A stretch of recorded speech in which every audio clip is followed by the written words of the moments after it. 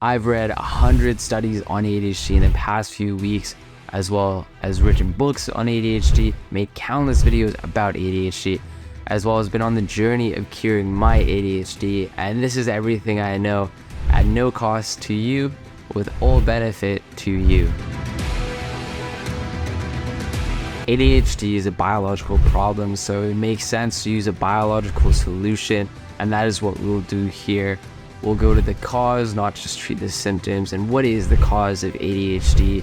It is multifactorial, and a lot of different things, a lot of different conditions, diseases can lead to the symptoms of ADHD, and the primary symptoms are inattention, hyperactivity, and impulsivity. As well as this is a quick overview, I'm going to release a more detailed course about how to solve ADHD in the near future, so keep a lookout for that. So I've broken this down into 3 different parts: in diagnosing, treating, and optimizing. They are as they sound. So diagnosing, obviously I'm not an MD. Don't take what I say as the words of an MD. I'm merely a person trying to help other people in the world. This is not medical advice. So one of the primary theories of ADHD is that it's a lack of dopamine and norepinephrine in the prefrontal cortex, which is very much involved in our higher order thinking, our executive function, and our cognitive function. And so if we focus on increasing dopamine and norepinephrine in the PFC, we can solve 80% of the issues with 20% of the effort. And this is a very promising pathway to pursue, and it'd also be a good foundation that you can kind of build on top of.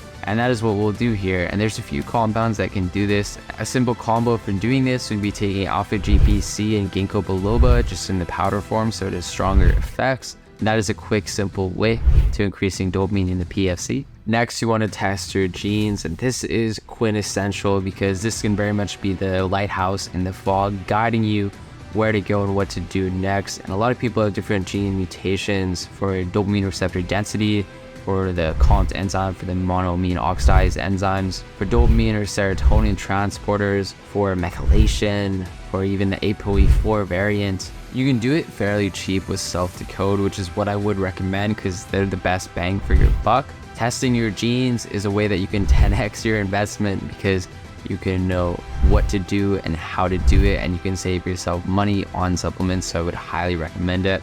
And I'll post a video in the future about my gene testing results. Next way to make a massive impact is by correcting mineral and vitamin deficiencies. This is a way that is a minimal effort that can make a maximum return. And for some reason, mineral and vitamin deficiencies are more common in ADHD, so it makes sense to focus on it. Some common deficiencies are magnesium, zinc, vitamin D3, vitamin B1, vitamin B6, B9, and B12. L-tyrosine, creatine, choline, and iron. And these deficiencies are going to be exacerbated more if you're on a vegan or vegetarian diet because you miss out on a lot of vital micronutrients. And oftentimes correcting nutritional deficiencies will result in a temporary paradoxical effect in that you'll get a worsening of the symptoms temporarily, not an improvement of them, just because the body has to return to homeostasis. I've experienced this many times where when I first started supplementing magnesium, thiamine, I noticed a worsening of my symptoms, except that gradually went away. And then I noticed all the clarity, all the benefits, all the improvements from them afterwards. So it is more of a transitory thing. Next, we want to increase dopamine in the striatum, which is a very important part of the brain for goal-directed behavior and for reward perception. And it's very quintessential to motivation. If you look at most of the motivating compounds out there, most of them, without a doubt, improve dopamine in the striatum because there is a strong link there. And this is a good pathway to test your responsiveness and to test how you respond to different compounds. Next, you'd want to do some sort of dietary elimination because with ADHD, for whatever reason, there was a lot of overlap with dietary sensitivities and ADHD itself, in that people with ADHD often have more dietary sensitivities, food intolerances than the average population, than the healthy controls. Some common things to eliminate is gluten, sugar, dairy, preservatives, and additives. Dairy and gluten are particularly the big 2 that can cause a lot of excess inflammation and worsen those primary ADHD symptoms. So it's good to withdraw them from your diet for a time and see if you are sensitive to them, or if you are sensitive to them, to cut them out completely. Next are sweeteners, seed oils, preservatives, and additives. These are in everything, like absolutely everything.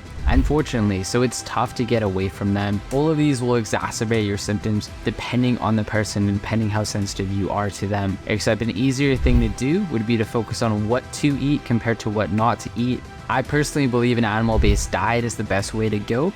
With meat, with organ meat, with fish, with eggs, with dairy if you can tolerate it. As well with diet, it is very person specific because people respond differently to different things. Next is off-brand and on-brand stimulants. And I'm not anti-medication. I believe medication is a tool that can be very useful. I think with ADHD, you oftentimes have the crux of mind where you have the intention except you don't have the action.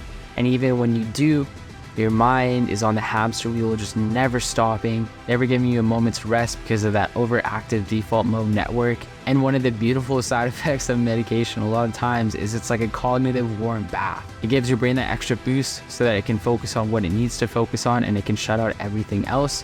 And paradoxically, it can be relaxing, which is a weird statement to make about stimulants, except it is the paradoxical drug effect. Medication can oftentimes make a lot of things easier, except it can often make a lot of things harder too. So it kind of just depends where you fall on the spectrum. For me, I always struggled with my sense of self in that Eamonn naturally is different than Eamonn on medication, except Eamonn on medication is just a lot more productive, but Eamonn naturally is a lot more happy. So it kind of just depends. And I think the best of both worlds is that I periodically take it when I need it or once a week. And then the other days of the week, I kind of just live my life as I want to live my life. Ultimately, the goal is to get the most upside with the least downside, and that just requires experimentation. There's no way to get around that, unfortunately. Next, we want to optimize. So we want to take our baseline and we want to surpass it. And this is where it gets exciting and gets fun. And this is where you can really understand the definition of nootropic because you'll get to experience sustainable cognitive enhancement. And there's different ways that you can pursue this. First, you want to look at neurotrophic factors like NGF and BDNF, among others, that are basically miracle goo for your neurons in that they promote neurogenesis, the creation of neurons, and they promote neuron health, so their survival and the maintenance of those neurons. And oftentimes ADHD is that a learning disability. Within that disability, there is a lack of neurotrophic factors, so it would make sense to increase those neurotrophic factors to decrease the impairment. And this is what you can do with a lot of herbal compounds and a lot of synthetic nootropics. And even further evidence to the point is that Russia's treatment of ADHD is very different to the Western world, except that doesn't mean it's bad at all. And there's a lot of treatments that are very effective that focus on those neurotrophic pathways. Compounds like Selenk or Cmax or cerebral lysin, or even piracetam to a minor degree. All these have different impacts varying on the neurotrophic pathway, and that's very telling because it is a very effective pathway to pursue. ADHD mind is a mind that never shuts off except for those temporary moments where you're completely immersed in what you're doing, except those are always fleeting. Oftentimes the ADHD mind is so active at rest because of a dysfunctional default mode network that it can drive people crazy, that it can promote drug abuse, that it promote unhealthy habits, that it can promote a lot of negative things. Oftentimes we want to quiet our ADHD mind, except we just don't know how to do it. And oftentimes quieting this mind can resolve a lot of our symptoms because a lot of our symptoms arise from the mind. So we can kind of resolve this at least to some degree.